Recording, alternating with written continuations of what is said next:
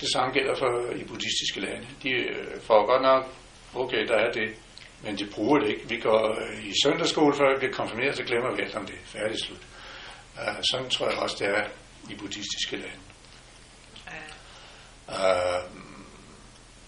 Altså generelt, altså der er visse forskelle i buddhismen sammenlignet med for eksempel kristendommen. Det er, der er jo ikke en skaber, der har skabt det her, eller rettere, det udtaler vi slet ikke om. Og der er ikke nogen absolut love, som så der render nogen og pisker ind og siger, at nu skal du gøre sådan og sådan og sådan. Og der er ikke nogen krav om missioneren, fordi meget af den vold, der er begået i verden, det er simpelthen kristne og muslimer osv., der skal ud og missionere og overbevise os andre om, at de har ret. Buddhismen, den er fredelig, fordi, jamen, sæt dig ned og undersøg sagen. Ikke? Så at de kristne skal andre missionere, det er mangel på tro hos dem selv, vil jeg sige. Eller rettere, det tror jeg faktisk er en af det, til dels ligger til grund for det. Det vil de selvfølgelig nok sige noget andet om. Men alligevel... Så der kan være nogle forskelle. Men der er også forskelle omkring, hvordan man forholder sig til dyrene, for eksempel.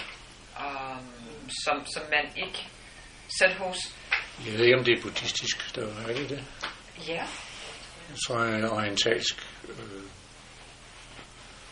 Ja, som er den der orientalske mange ting, men... Ja, men min oplevelse er, at fordi der ikke er noget selv, fordi der er forgængelighed, så er det med døden, hvor det ikke er en sjæl, og det ikke er alle de der... der er ikke en masse begreber omkring det. Min erfaring er, at det er lige så svært at sluge for en i buddhistisk land, at der ikke er noget selv, som det er for os her i dag. Ja, men det har været min erfaring, at folk kan dø på en meget bedre måde i de buddhistiske lande, jeg har besøgt, at man plejer at kunne få lov til at dø i vestlige lande. Ja, jeg tror ikke, det er noget specielt med buddhismen at gøre. Det kan være, at buddhismen har hjulpet til at være sådan. Men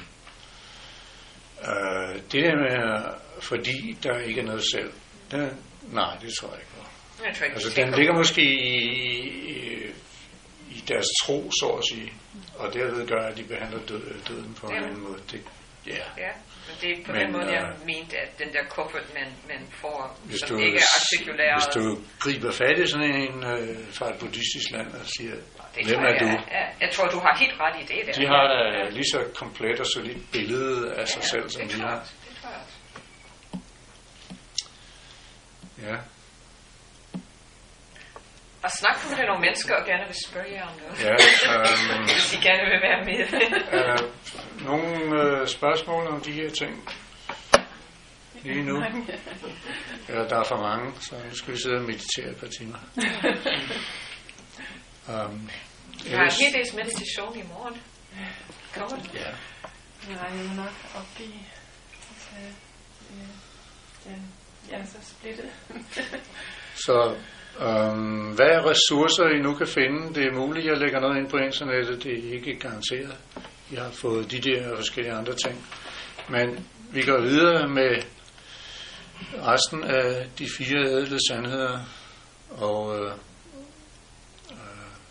stille og roligt går over i den 8-foldige vej. Det vil vi, som sagt, efter al sandsynlighed bruge mindst 2 lørdage til på de her ting. Good.